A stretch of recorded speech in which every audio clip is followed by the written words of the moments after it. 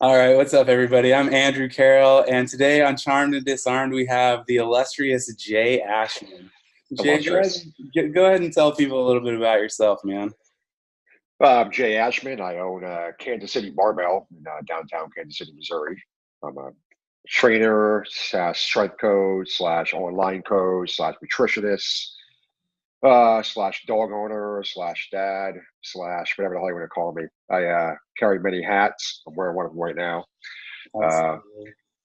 so, just pretty much in a nutshell, what I do, I own a gym. I'm a trainer and I'm a coach. That's what I do. Well, personally, I think you're so much more than that, man. I started getting to know you a little bit. It's probably, man, like at least 5 years ago now. Yeah, Just probably, maybe online. even a little more. Yeah. I've got this little tiny group of fellas online in our little hidden Facebook group called Awesome Guys Barbell Club. And someone in there, I think either had invited you in or started showing us some of your training methodologies. And then I found your website and just started lurking. And you've grown so much since 2013, 2012, when I first started consuming your ideas and philosophy. And first and foremost, man, I am very, very grateful to be talking to you because I hold you in very high respect. Oh, thanks. You're not just a strength coach. You're not just a gym owner. Your philosophy on life and just being a good human um, has done a lot for me. You've seen some of my darkest moments just Yes. through that group, man, and I am very grateful for what I I've mean, you came a long way. You went, I mean, divorce, homeless, all that crap, and I mean, obviously now you're doing pretty well for yourself. You're happy as hell. You got some awards under your belt. I mean, people like you. I mean, obviously you came from a lot of noise in your background as well. So you definitely overcame all that, which is commendable. A lot of people don't do that, so you should be proud. Thank you. I appreciate that. So I first started using the Ashman Strength System, AS2, as a matter of fact, when I was in the test group with you when you were developing that program. And that got me stronger than I've ever been in my whole life. Unofficially in my garage, I think I totaled almost 1,400 pounds. And that was increases on stuff like my deadlift, like 200 pounds in 12 weeks. And my squat went up. Like I had never squatted 405 before I got on a program that you developed. And I was benching 365 for triples, which that was something I never thought I could ever do. But because of the way that you built that program, I was able to get incredibly strong. So now you're working on a program called Behemoth that Yes. I cannot wait to get my hands on. I've seen some of the guys that you're testing it out on posting their meet results. And do you mind talking a little bit about that? How maybe your No. philosophy has grown there? Well, by the law, man. Well, the Ashman Strength System is based upon RPE, which is rate of perceived exertion, and now it's a great program. Don't get me wrong, I like it a lot. It served its purpose for a long time, but as time wore on, I wanted something more auto-regulated, percentage based. So I kind of developed my own little version of that. Kind of, we have 5-3-1, which is percentage based, based on reps. Fifth set, same thing. Right. So I kind of had my ideas of how to do this. So I started writing it down. And then when I wrote down the ideas, I had some testers test it out and started working pretty well. So now I'm implementing it with my lifters at the gym, and they're all hitting PRs like week after. I mean, I say meet after meet, they're increasing the total. Now, powerlifting, like any sport, we're going to have good days, we're going to have bad days.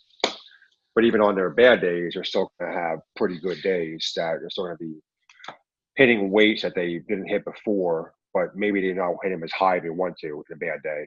On a good day, they'll increase by like 20 kilograms of lift, which is like 44 pounds of lift essentially for the meet. But it's based around making moderate jumps over time. Because I think that you can make a fast jump pretty quick if you do things. You really can. I mean, it's possible to get stronger quicker on certain programs, but it may not always be sustainable. You may burn out, you may get hurt. This program is designed to actually have sustainable progress over time. And it's going to get hard. I mean, there's times the weight's going to get really heavy. But in the book, I'm going to have contingencies to how to recalibrate reps to account for the higher weights. So it's kind of a coaching program. It's a good coaches program. Like 5-3-1 is very cut and paste. And I love 5-3-1. I've used it myself for a long time. Right. And it's a very cut and paste program. You follow this, you do this, here's how you modify it. The program I'm putting out is going to require a little bit more finesse when it starts getting hard. So the challenge is writing the book to explain those variables from my point of view and make it be able to be, I guess, translated to the reader so you know what I'm talking about. Right. So I'm pretty excited for it. I mean, it works. I mean, people love it. So I guess we'll see how it sells. Well, if anybody's even questioning that at all, I will be the first one to raise my hand. Everything that you've come out with has been hands down probably some of the best money I've ever spent for lifting or increasing my education in the gym. And if anybody, tell us, adding on to that, you have a fantastic Facebook group that I love to just lurk in. The people that are involved in that are fantastic, and you moderate it in a way that, I mean, there's almost 700 people now, right? And yeah, 850 right now. 850 people, and they all respect each other. Yeah, well, it's the way it should be. I mean, it's kind of the way it should be. As long as you're not acting like a hateful asshole, you should be respected by other people.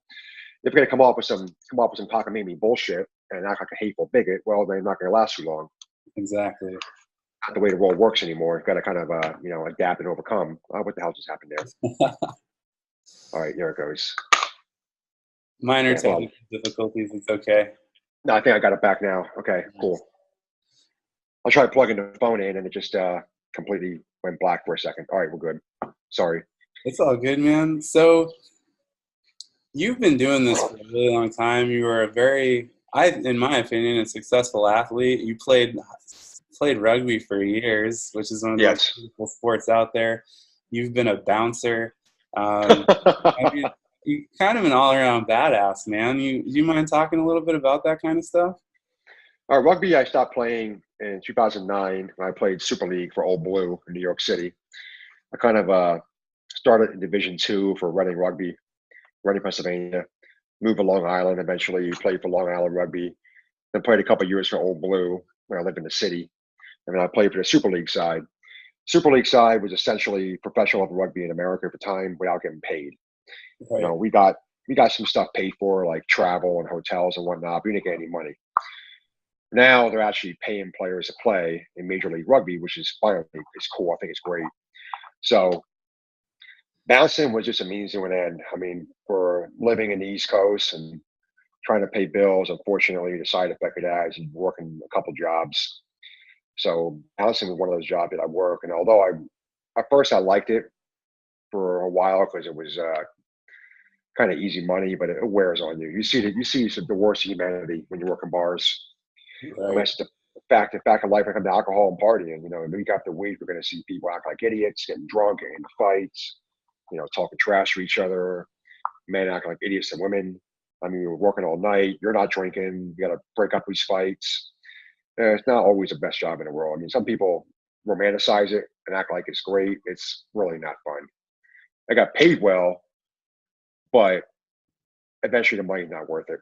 Well, you're putting yourself at a significant risk doing that job, aren't you?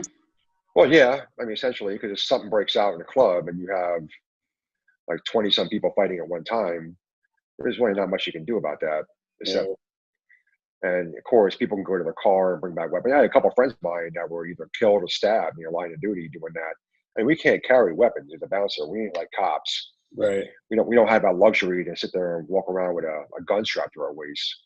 Right. So if something happens, you're kind of got to use your hands, and you also can't hit people either, for obvious reasons. I mean, you can defend yourself, but even within reason. I mean, well, you're still a big dude, but you're what, 40, 50 pounds lighter than you were back in those days, right? Yep.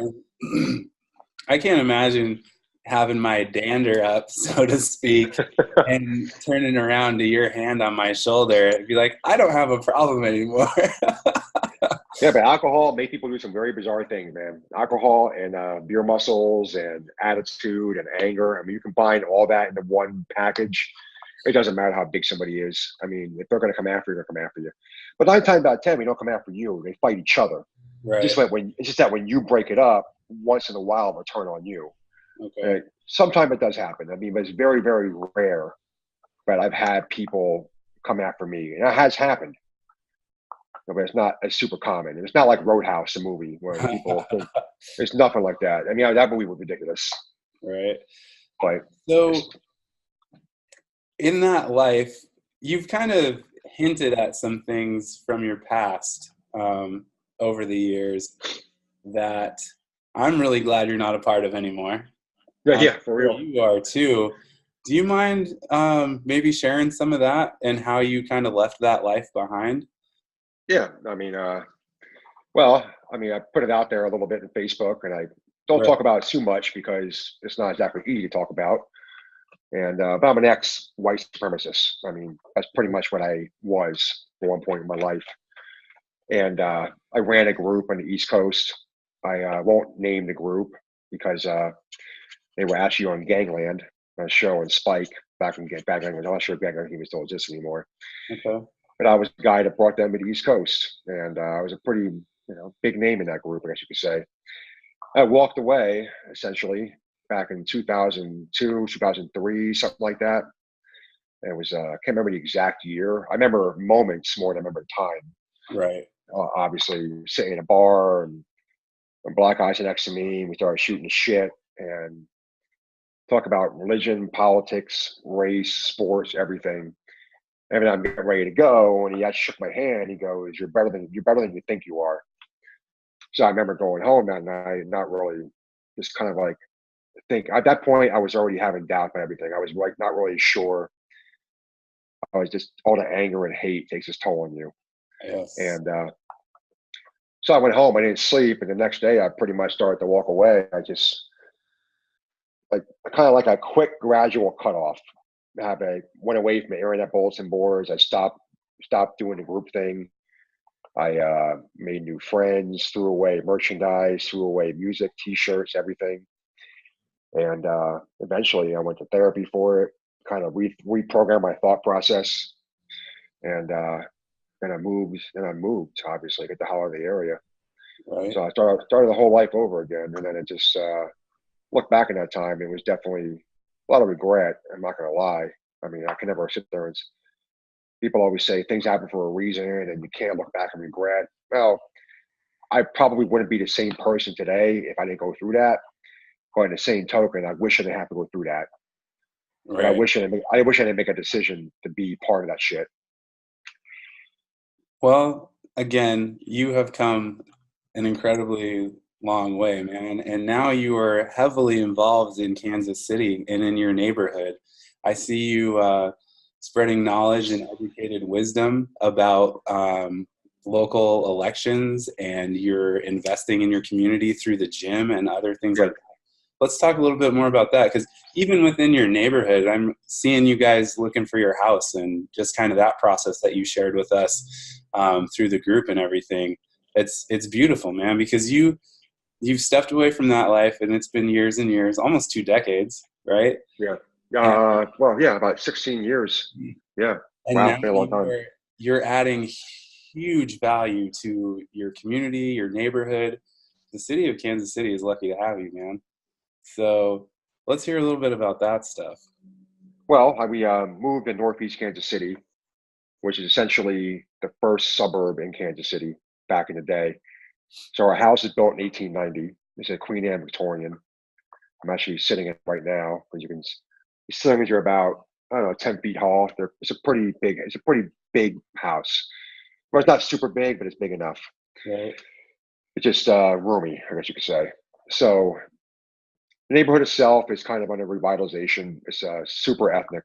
I mean, I think you have something like 35 different languages in this area, Wow. give or take. It's got a heavy Somali immigrant population, heavy Arab, Mexican, everything.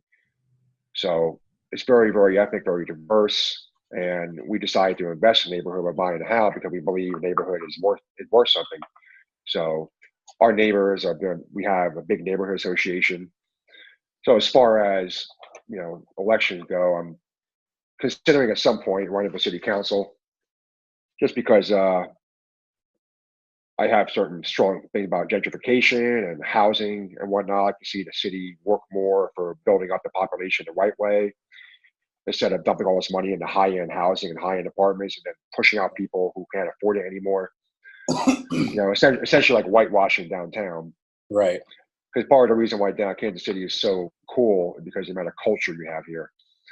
I mean, it's pretty remarkable what you walk around the city and see. It's being I'm from I live in New York City for a while. I'm very biased with New York. I'm very East Coast bias. So coming here, I mean, I love Kansas City. I mean, I'm not gonna, I mean, it's a great place to live. I mean, the city is fantastic. There's a lot of culture, diversity, arts, amazing food, amazing people. I want to see them maintain that and not just turn into like a hipster paradise. Right. As far as other stuff goes, I'm working at the gym to start a nonprofit organization for Kansas City kids. I go to public schools or charter schools. They don't really have facilities for weightlifting and powerlifting in the gyms. And I like to have these kids, some of these kids that come into my gym, teach them how to lift, and in exchange we'll give them that stuff for free, like a scholarship type program, and then advocate for them to get scholarship to college. Because you can actually go to school now on lifting scholarships. That's amazing. Yeah, Missouri Western has one, I think. I know Texas Tech. I think Texas A&M has them. A couple schools in Louisiana have them. So if you're good enough, you can get a scholarship for powerlifting and weightlifting. Is that so? Sorry, you just answered. Go ahead. Go ahead. Ask it. I was going to ask if that was just Olympic lifting or powerlifting also, but you answered that question. So yeah, it's both. Which is kind of cool. That's fantastic. Yes. I mean, plus there's a lot of that potential in these schools. I mean, you walk around in a city, you have some pretty good athletes. That's just the way it's going to be. And there are athletes everywhere, but these guys in the city are untapped because they may not have the resources available to them to sit there and hone these skills. So, or some of these kids that really get good at lifting, maybe they're too short to play sports. A lot of these kids that do lift, a lot of people that lift well are like 5'9" and below. Okay. And women are even shorter. I mean, obviously there are exceptions to the rule, but for the most part, they're going to be shorter people. Right. So they may not fit in a football field or a basketball court or a baseball diamond. They may be too short and too small and not ready for that kind of stuff. Maybe they don't think they can, but they can lift weights and they can get better. And then maybe becoming a really good lifter. And then maybe that lifting can be used to further education. So there's always just maybe out there. So I'm working on it and it's coming to fruition. It's just taking its time. It will. It's not easy. It's not easy to start something like this because you have to go through the right people and get resources and whatnot. It's a little bit of a process. Absolutely. But it's going to be a beautiful thing when it all comes to fruition, man. Oh yeah, I can't wait. It's going to be fun. It'll be fun. Awesome. That's awesome. So recently, I think Kansas City, did they pass marijuana legislation?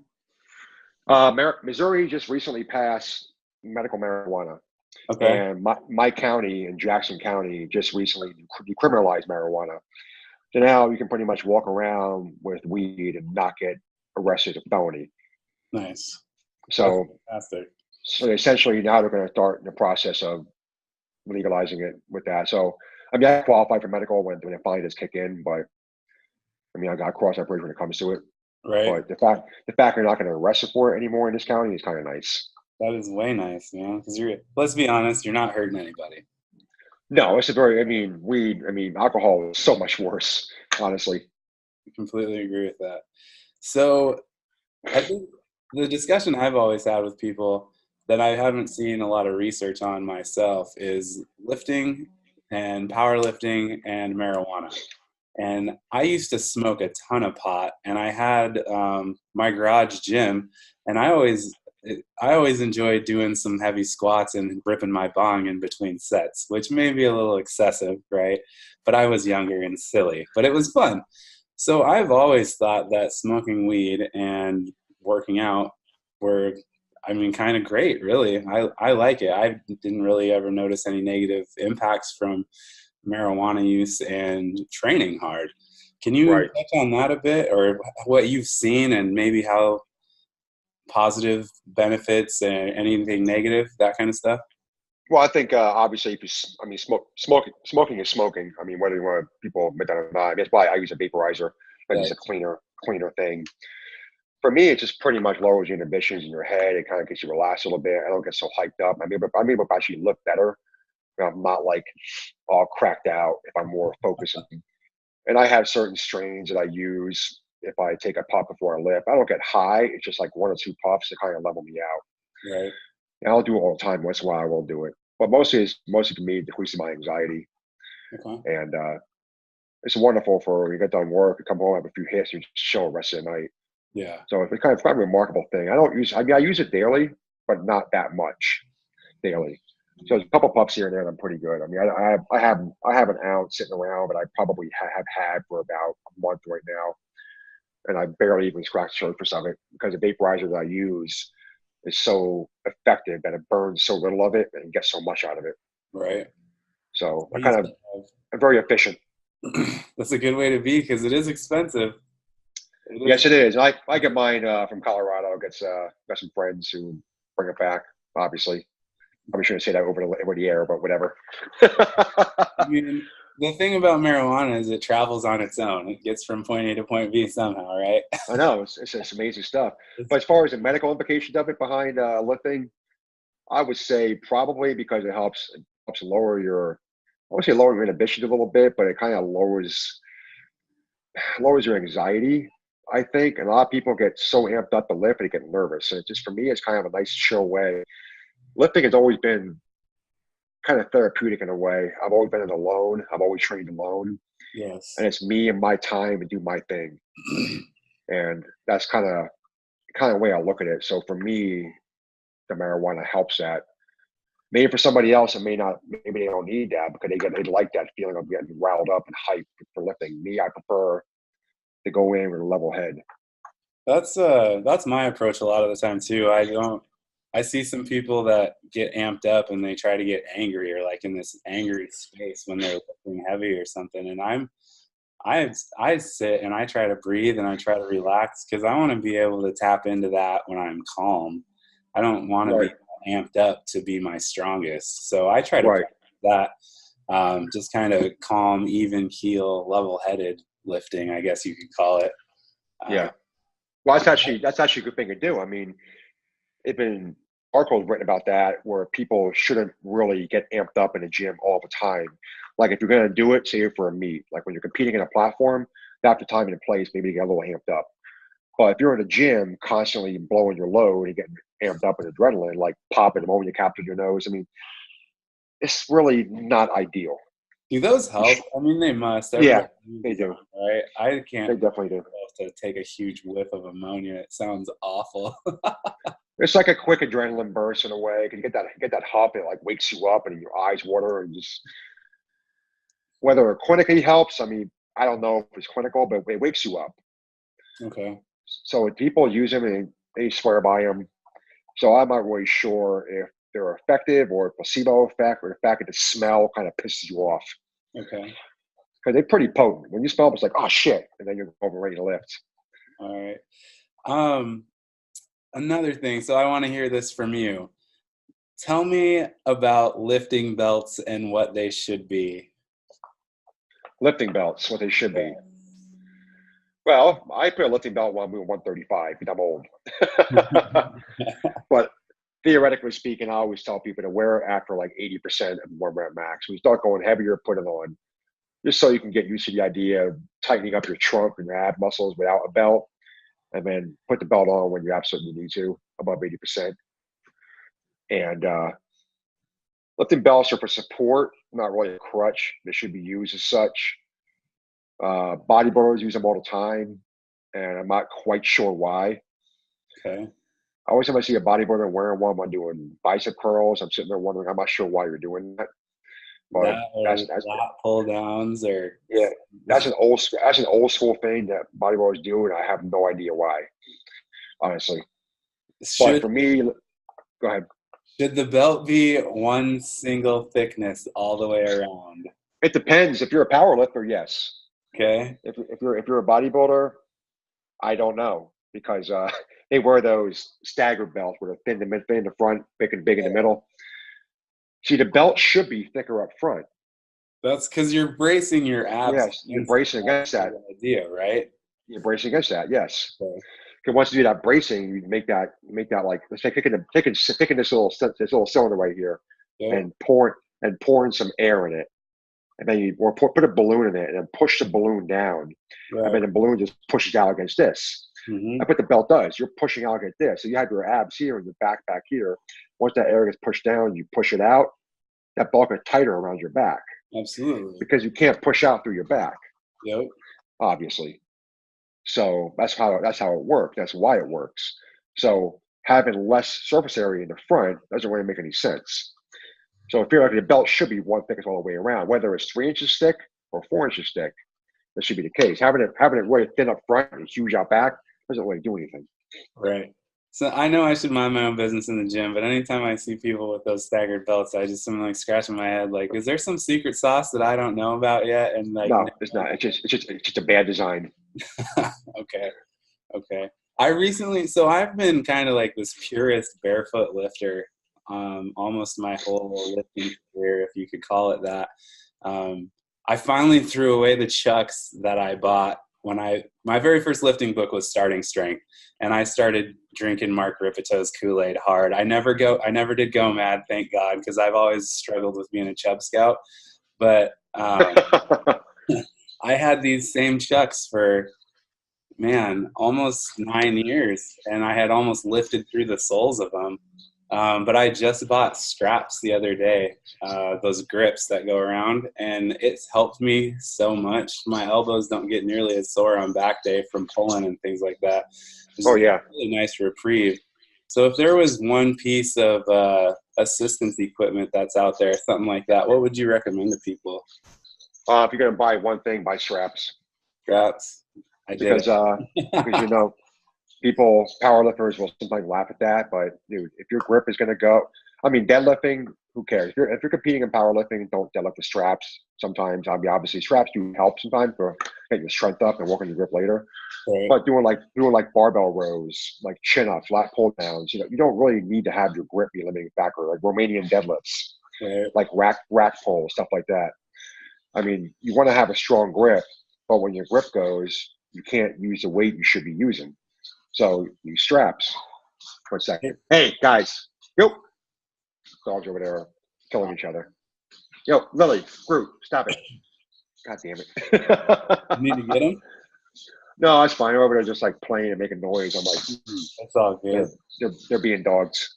Right. So straps, and I have those, and that's fantastic. Chalk elevated my game too, like significantly. I pooped on that for so long, man. But if you're not using chalk, I highly recommend it to the folks out there checking things out. And also, how great is it just to have some fitness and lifting content finally from me? I don't ever really talk about any of this kind of stuff because it's outside of my lane, but it is something I'm really passionate about. And I'm just going to tell everybody this one more time, is that Jay Ashman is my go-to source for anything fitness, lifting, diet related. You're the man, dude. You really are. Thanks. But thanks. I'm really not, but thanks. You're just, like I said at the beginning of all of this, your philosophy resonates with me on a very deep level, and you're an all-around good human. There's some other people out there that when I was playing with strongman a little bit, I came across this guy named Elliot, and I won't say any more about that, but he something about him always just, people drank his Kool-Aid, and I get that. That's cool. Everybody has different tastes, but there's just something that always seemed a bit inauthentic about him to me. And you are the real deal, man. He's really good with marketing, and he's very good with the internet marketing and the YouTube video thing. He makes a lot of money in that. So every time you have somebody who does marketing very well, you always question their motives. It's just a natural human nature thing with people like me and you, because we've been around this industry a little bit. We're not young. We're not stupid. So when you see something like that, you're like, is it real or is it just manufactured? It's kind of hard. So I try hard to be not like that, but I'm sure people might say the same thing about me. I'm sure somebody would. That's going to happen.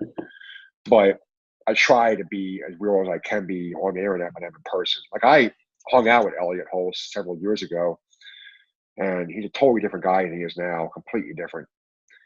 And it's kind of a shame watching him act like he does now with all the misogyny and sexism and the red pill stuff. And I just don't get it because I mean, I was in that crap a while ago, obviously, and I just don't understand if you're a rational human being. Well, maybe I can understand that because I did the same damn thing. But I just feel sad for something like that. So you let yourself get sucked into this stuff, and then it's not healthy. Well, no, Eventually, it's gonna break you or ruin you. and what I would say about when I was watching his stuff, and this was, man, I came across him probably 2012, 2013, and it didn't resonate with me, like I said, but he seemed like he was approaching things from what was for him a healthy space. Right. And just some of what I have seen lately, I'm like, what happened to you, dude? Who poured poison in your well? You know? Yeah, that's the unfortunate part of it, where people change, and sometimes they change for the worse, sometimes change for the better. And I Right. kind of hope he finds his way back eventually. I hope he does, because he isn't a big. When I hung out with him, he was a good person. I mean, he was very helpful, very courteous, very professional. And I'd like to see him find his way back and actually not be that kind of person, but be what he should be. So I don't know what happened to him along the way. I mean, I have no clue, but it's all conjecture, I guess. So I think you're an excellent marketer, by the way. All around, again, a great human, and your content constantly adds value. Um, but I see what you've been able to do through your online coaching and with your website, your Facebook group, your personal page, everything that everything you put your name on begins to naturally grow, because I mean, like you said, 800, almost 900 people in that Facebook group, because Jay Ashman is a part of it. And I mean, that's pretty much 900 5-star reviews of you, man. That's people that we're all out here looking to you to help guide us in some growth, man. And that's a pretty cool thing. It's pretty So cool. I guess it's also a little bit. I mean, I always say I don't have any idols, because be your own idol.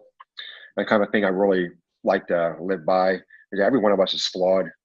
I mean, I'm flawed as hell. And although it's really nice when people say, I look up to you, I mean, it's like a little bit, well, it's kind of hard to swallow for me. So I'm like, man, I'm just a regular dude, man. I mean, I hate to say it like that, but I'm kind of a guy who made a lot of mistakes in life. And I kind of got where I was by just changing my mistakes and getting lucky, I guess. I mean, I married a great woman who supported my goals, and I have great friends who moved out here with me to open a that's so gym. cool. So, I mean, people believe in what I have to say, I guess, and that's kind of nice. So I'm constantly trying to grow and just be the best person I can be for myself. And if some people actually like that, that's great. If some people don't, I can't change their minds. People are going to like you and hate you for whatever reason they have. Exactly. That's something that's actually taken me a really long time to learn, if I'm going to be totally honest with you, and I will be, is like when I first started doing stand-up, or when I first started doing a lot more public speaking, I wouldn't focus on the people that were enjoying me. I would find the people that seemed like they were disconnected or didn't want to, participate in what I was Right. doing, and I'd be like, well, what the hell? Like, and it would mess me up so badly, Yeah. and it might have been just one person, or maybe it was 10, depending on the size of the crowd or whatever. But understanding that that's only a small percentage and the rest of the people want you to be successful, Yeah. focusing your energy on them is so much more productive and healthy, I think, than the way that I was doing it. Because I feel like with you, the way that you approach this is it's not about Jay. You're about just you're helping. You Yeah. Try to do the best I can. I mean, I like helping people. I mean, I also like making money too, but don't get me wrong. But Absolutely. right, I mean, it's a hard thing to learn when we're humans. We want to be loved by people. We want people to like us. And Absolutely. if people don't want people to like them, then they're a fucking sociopath. I mean, I don't give a shit. People want to act all hard online. I don't give a shit who like. I don't give a shit if you hate me or like me. Yeah, you do. Deep down inside, you really do. Yep. And if you really did, there'd be something wrong with you. So the fact of the matter is accepting that people aren't going to like you just because they don't, and that's okay. They're not meant to be. You're not meant to be in your life. And like I got very few close friends. I mean, that's just the way it is. I have maybe a handful, if even that, of people I can like call right now, and they'll talk for about an hour on the phone just to become good friends. Right. But I'm lucky that way. Some people maybe only have one or they have none. But I mean, I have a lot of acquaintances. But at the end of the day, the people that matter the most to me in my entire life are the ones like my wife, my close friends, my daughter, stuff like that. They're the ones that matter the most to me. They're the ones that I can look at and say, well, when I have to live my life for is to do things for me and to make their life better as well. Right. Everybody else, I just kind of can't change it. You just gotta do what I have to do. And if people like it, cool. If they don't, well, maybe somebody will like somebody else. I like that. I like that a lot. So I've taken almost an hour of your time, I think. It's been an hour already? Holy shit. 45-ish Yeah, minutes, possibly. not too bad. Yeah, I didn't even keep track. Maybe, who knows? I wanted to ask you, like I ask everybody, if there was one thing that you could tell people to bring the community and the nation closer together, what would that be? What would be your sage advice for the population? Wow. Oh, bring a nation closer together. I'm not sure if that's ever going to happen, honestly, but way things are going now. But one thing that would help is empathy. Oh, absolutely. That's I just pulled up an article today from NPR about the decline of empathy. Oh yeah, it's a good article. Did you read it? Yep. I haven't read that yet, but it's on my to-do list for today. It's really good, and it's so true because, I mean, we can look at somebody who doesn't agree with us. Obviously, I fall pretty left in the spectrum now, left middle, I guess you could say. And people on the right, I don't agree with at all. I don't agree with politics on the right. I don't like evangelical right-wing Christians. I think they're hypocrites a lot of times. Yep. But in the same token, sometimes we have to listen to people and talk to them as if they're people rather than if they're attacking them. And too often online, and I do it sometimes too when I get angry, and we all have done it, is that we attack the person, not the idea, and we don't listen to them or have to communicate with them. And the thing is, once you get offline and get in the real world, all that changes. Absolutely. And it's so easy to lose focus of people's feelings and concerns when you're online because it's emotionless.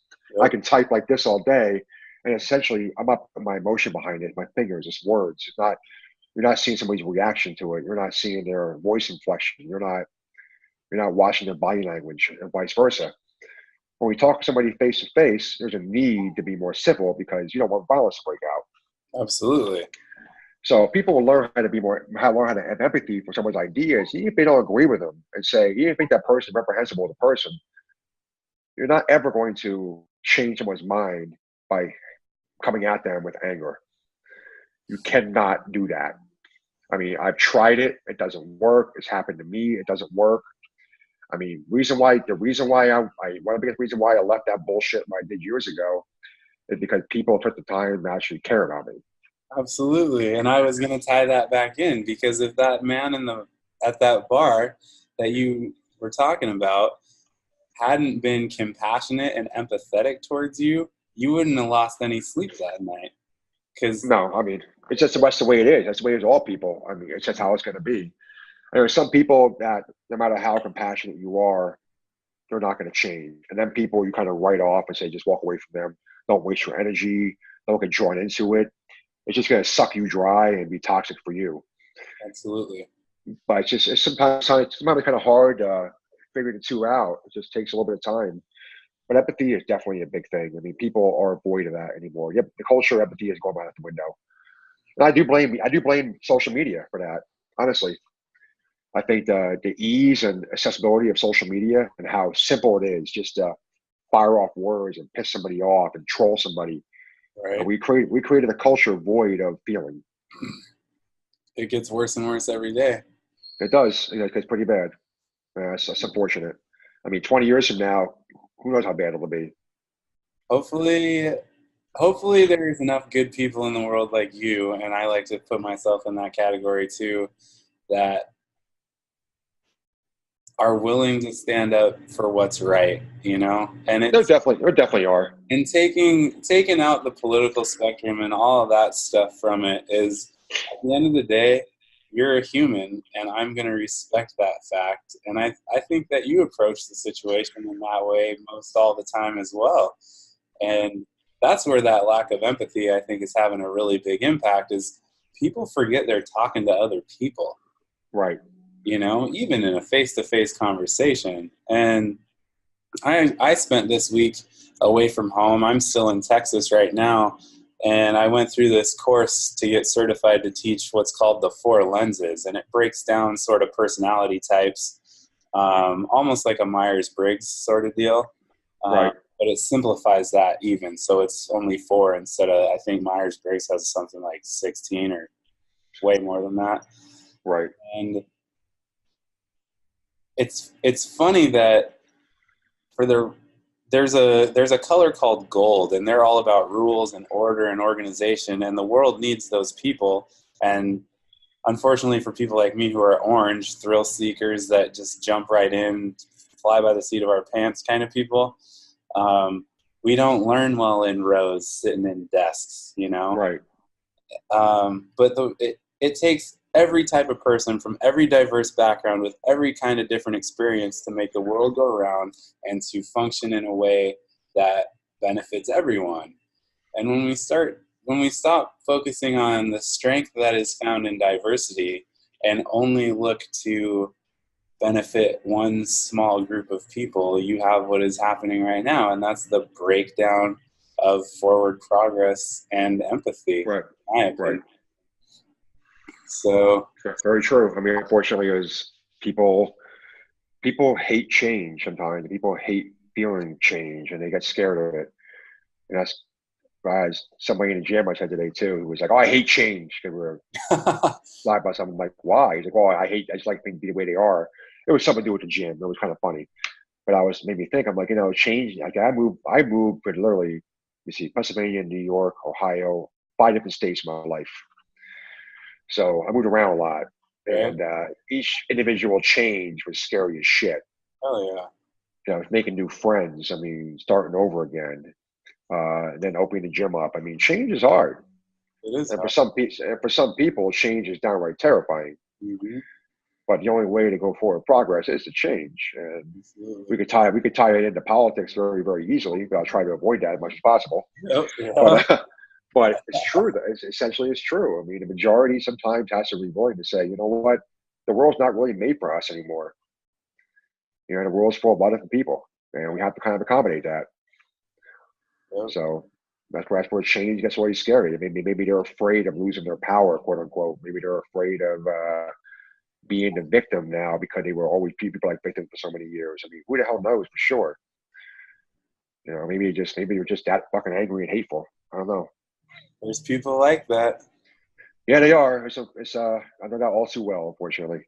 Yep. So, if you got a few more minutes, I'm gonna finish this out, and then maybe we can chat offline real quick. Yeah, I got time for sure. All right, cool, man. Well, this has been Charmed and Disarmed. I don't even know what episode number it is. Just getting to speak with you has been absolutely awesome, man. I respect you as a human in a big way. So thank you. Likewise. Thanks, man. So goodbye, everybody. Take care. We'll talk to you soon. I love you guys.